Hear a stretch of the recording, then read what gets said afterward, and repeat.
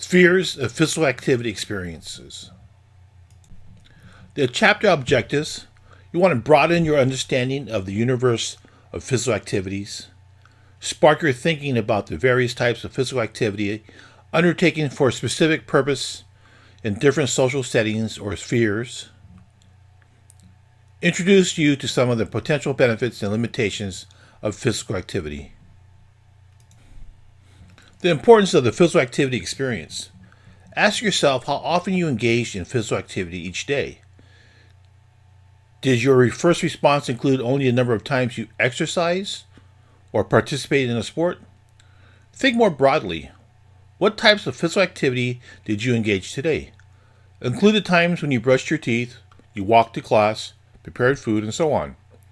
When you included these physical activities, it's obvious that physical activity is part of almost everything we do. 7 spheres of physical activity experience provides a general framework for thinking about the importance of pervasiveness of physical activity, not intended to compartmentalize physical activity, but we want to highlight aspects of our lives in which physical activity plays an important part. Show us that some activities may be common to more than one sphere. Choose a physical activity that you engaged in yesterday. In what sphere could it be included? We have 7 spheres of physical activity experience. We have self-sufficiency, self-expression, work, education, leisure, health, and competition. The sphere of self-sufficiency. Physical activity is necessary to care for yourself. It can be used to judge your level of independence. This includes activities of daily living, instrumental activities of daily living, and home maintenance activities. Activities of daily living, or ADLs, such as personal care behaviors, bathing, dressing, transferring, using the toilet, eating, walking. And then we have instrumental activities of daily living, or IADLs. They're more strenuous than ADLs, such as light housework, preparing meals, taking medication, shopping for groceries or clothes, using the telephone. We also have home maintenance activities, more complicated and demand more energy than ADLs or instrumental ADLs, such as shoveling snow or home repair work. Self-sufficiency and aging. Limitations in performing ADLs and instrumental ADLs require many elderly people to depend on others or institutions. This is a big problem in both personal and economic terms. About 9.4 million non-institutionalized people have difficulty performing one ADL. 5 million of those need assistance to do so. Over 15 million non-institutionalized adults find it hard to do one or more IADLs. 13% of men and 21% of women from 75 to 84 years of age experience difficulty in doing errands on their own. Because elderly know the risk of accidents, many stop performing certain ADLs and IADLs, thus hurting quality of life.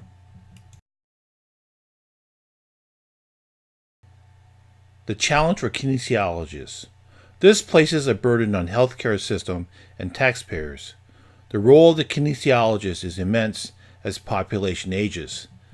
Kinesiologists, through research and practice, must discover ways to prevent or slow the decline in function due to age, which is physiological changes, or decrease overall physical activity levels, thus improving quality of life and self-sufficiency or independence and lowering healthcare costs. The increased physical activity is one of the most effective ways to reverse functional declines relative to age and decrease physical activity levels and their associated negative consequences. Physical activity as a frontline defense against self-sufficiency limitations. The research on elderly populations is booming. Consider the 3 studies in the sidebar: physical activity as frontline defense against self-sufficiency limitations. They examined the benefits of exercise by older adults in preventing dementia. How important do you believe exercise is in helping to prevent dementia? What other self-sufficiency limitations do you believe exercise could play a role in preventing dementia? The sphere of self-expression. Consider how you express yourself through physical activity. Think of your last conversation. Did you move your hands while you were talking? Did you slowly move toward the door as you were trying to end the conversation? What messages were you sending to others through your intentional movements? Happiness, concern, interests? Gestures refers to intentional movements that communicate information to others. They supplement or replace spoken words, and they reflect cultural differences. Emblems convey information and can be directly translated. Illustrators complement words, can indicate the emotion or tone of verbal messages. Regulators guide the flow of conversation. Can you provide examples of gestures for each category? Cultural differences in gestures. Meaning of gesture is often specific to a culture. This can lead to confusion if you don't know the cultural norms. Gestures can change within a culture over time, such as dance and rituals. Dance uses physical activity to express attitudes and feelings that may be difficult to express in words. Instrumental movements are required for attaining goals. Expressive movements are idiosyncratic. Rituals often use physical activity to express truth or sacred values in symbolic form. What your style walking says about you. Read the sidebar title, What Your Style Walking Says About You. Were you surprised at the results? Do you believe your physical movements and nonverbal cues accurately convey what your personality is? Do you agree with the perceived traits that walking patterns were identified with by the participants, such as walkers defined as masculine were also perceived as emotionally stable, those identified as attractive were described as approachable, and those judged to be calm were identified as warm? Number 3, sphere of work. Physical activity is an integral part of our work. Physical activity produces goods and services. Specialists focus on improving efficiency, greater productivity, and improved safety in the work setting. Ergonomics or human factor engineers. As technology continues to shape the character of work, the amount of physical activity required on the job is likely to decrease, thus placing the workers at higher risk for diseases brought on by physical inactivity. What kinds of physical activity are required to complete your job? Think carefully about all the jobs you've had. Compare the types of physical activities you were required to complete in each job. Be sure to think broadly about physical activity. Many desk jobs require physical activity such as typing and filing. Rate your jobs. Which were the most strenuous? How might your health have benefited from an additional activity? The challenge for the kinesiologist. We have risk in the workplace. Decreased physical activity levels and associated health risks, particularly with technological advances. Injuries related to repetitive activities or the poor design of workspaces or equipment and tools. And then you have psychological stress, plus the increase in cardiovascular disease. Physical activity professionals contribute to work performance by improving the methods used to perform work, redesigning inefficient workspaces, equipment, and tools, and preventing and rehabilitating work-related injuries. Number 4, sphere of education. In most education programs, the goal is to change behavior, that is, the physical activity patterns. Physical activity is integral to all forms and levels of education. Writing, you have your hand, wrist, and arm movements. Reading, eye movement, to complete an English assignment. Using a calculator to complete math problems. A physical education class.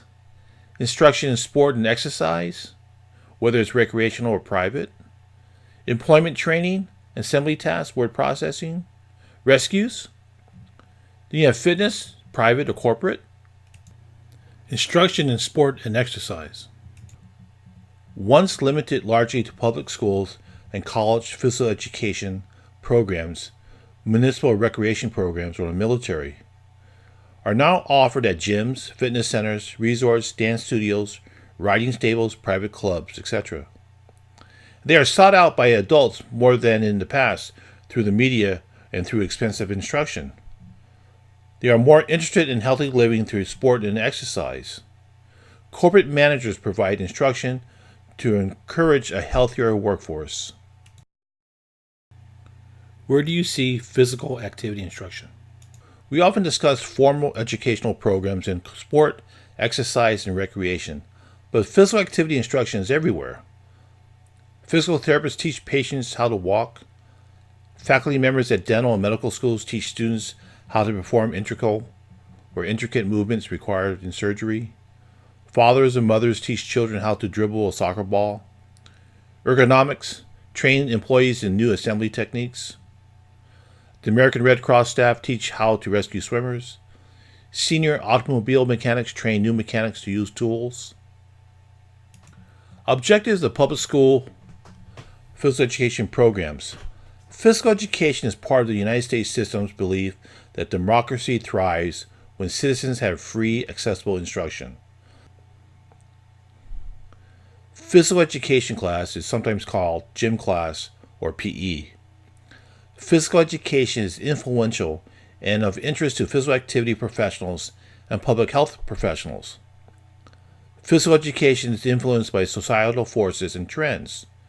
Emphasis on sport and exercise has given way to fitness.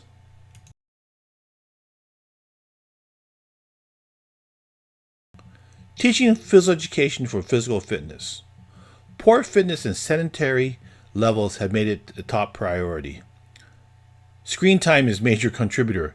Less stress on muscular and cardiorespiratory system. Despite this crisis, physical education time is minimal, especially for low socioeconomic status children. Even in physical education classes, time spent doing vigorous activity is low.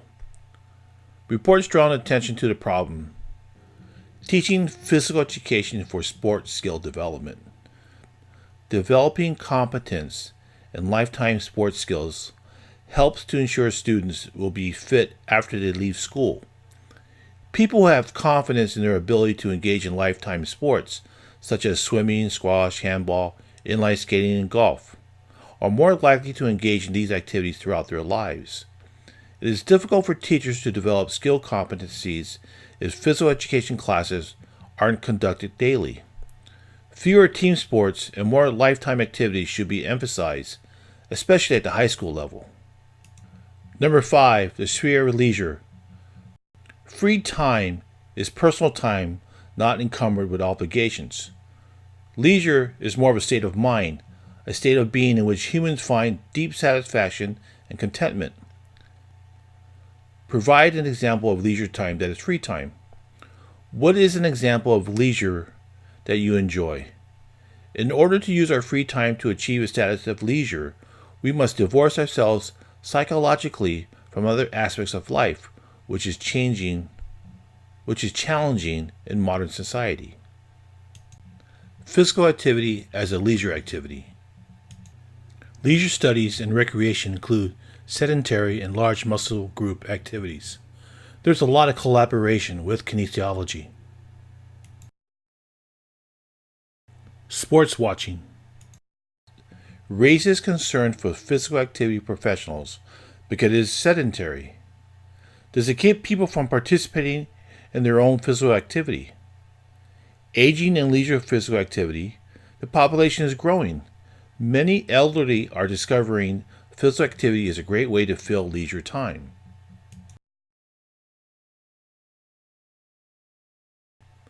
The challenge for kinesiologists. Leisure is a state of being vital to humans. Our increasingly busy lives often include limited physical activity, particularly for leisure. There is a need to show people the benefits of leisure time and to teach people to participate in free time physical activity pursuits that lead to the state of leisure. Lay the foundation in the young for a lifetime of physical activity.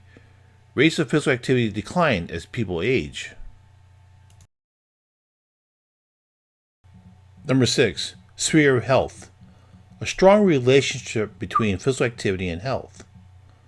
Low physical activity levels spark national interest related to high healthcare costs, disease prevention, and treatment. There are physiological and psychological effects of exercise. Potential detriments of physical activity include overexercise and injuries. More is not always better.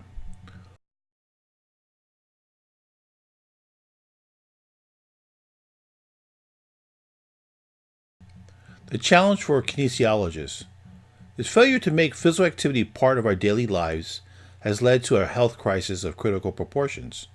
Physical activity professionals need to determine how to get people, especially at risk populations, active while providing the safest, most effective, most efficient routes to attaining health benefits from physical activity. Each incidence of illness brought on by a lack of physical activity represents one person who has lost his or her potential for living an active, productive, and enjoyable life. Number 7, sphere of competition. Competition in physical activity is usually associated with sport, although it can exist in exercise. Competition can be positive or negative, but it usually increases performance. The types of competition we have is side by side, face to face non contact, face to face contact, and impersonal.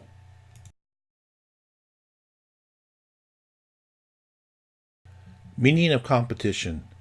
The word competition is derived from the Latin word meaning to strive together, but most of us think of it as striving against. Does this make sense to you? How could knowing the origin of the word change people's behavior in competitive situations? The challenge for a kinesiologist. Competition comes naturally to humans, and physical activity is an important avenue for expressing our competitive natures. Competition can express itself in a positive or negative manner. Kinesiologists need to teach sports skills and create environments in which enjoyable competition can take place, fair play, similar performance levels, injury reductions, etc. How are you impacted by your physical activity experiences? Your life is filled with physical activity experiences.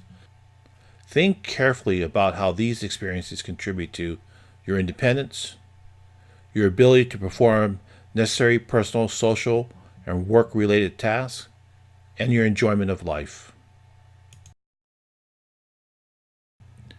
In our next chapter, we'll talk about the importance of physical activity experiences.